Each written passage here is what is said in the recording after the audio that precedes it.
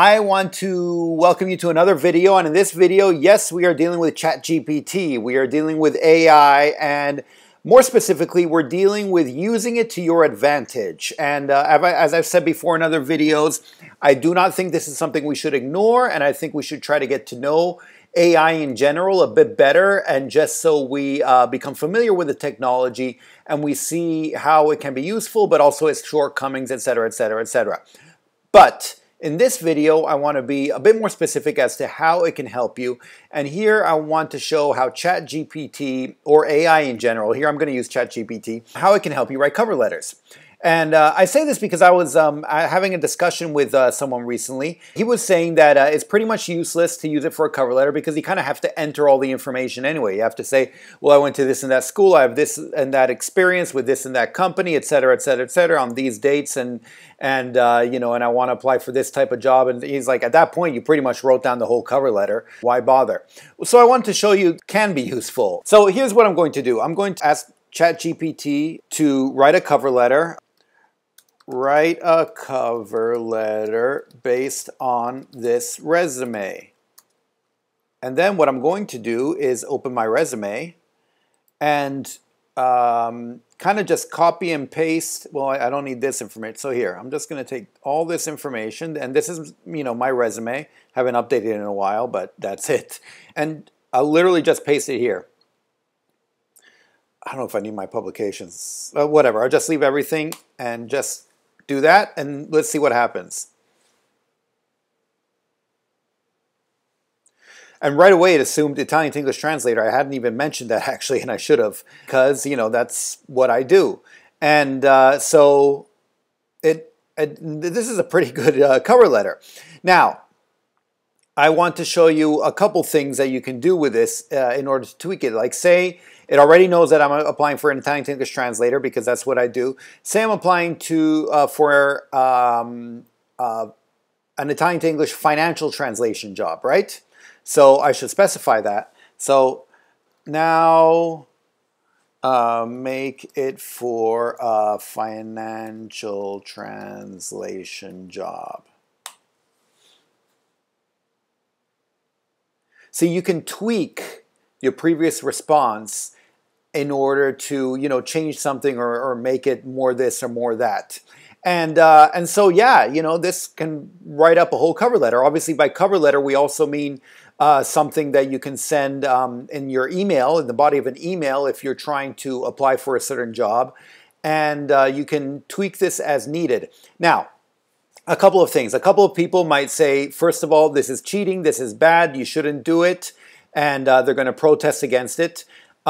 My response is, sure, I mean, you don't have to use it, but be aware of it because other people are going to be using this. Absolutely, people are already using it, and people are going to be using it. And if you don't want to use it for, you know, to help you, then absolutely, you don't have to. Now, on the other side of the spectrum, some people won't be commenting that, but they will be deciding to go here and have this right out there cover letter and copy and paste it and use it as a cover letter. Now, this is not smart either because you need to go through and you need to at least tweak it and see what happens. For example, if you look through here, it says, I'm also skilled in computer software such as blah, blah, blah. I have basic proficiency in Korean and Japanese. Now, if I'm applying for a freelance translation job, this is not stuff I should be including because it just kind of muddies the waters, right?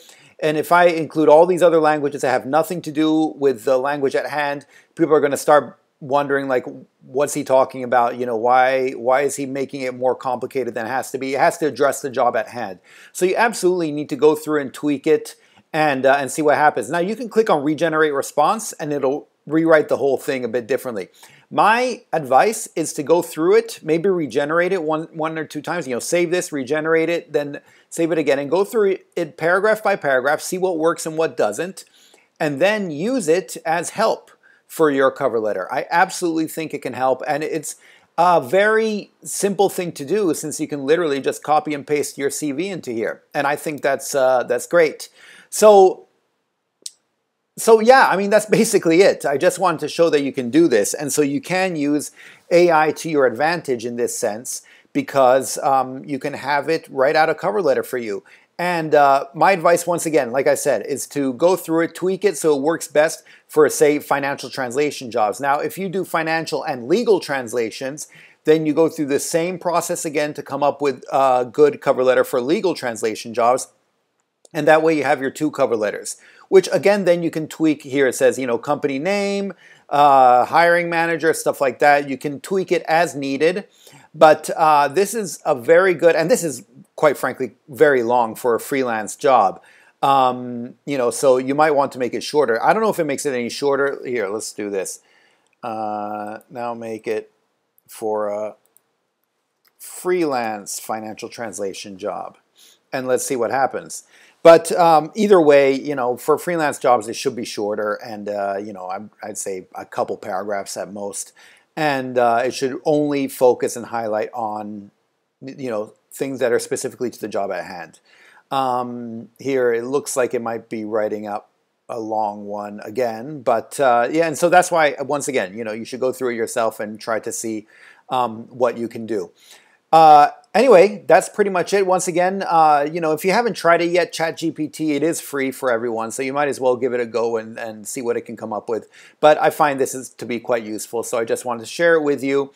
And you can see, once again here, Lugano Weddings, that's not the name of the company. So there are certain things here, once again, that you should go through it and tweak it. Don't just copy and paste it. And I know I keep repeating myself, but I know it's something that's people are going to want to do, and so you really should go through it yourself. This doesn't take care of it for you.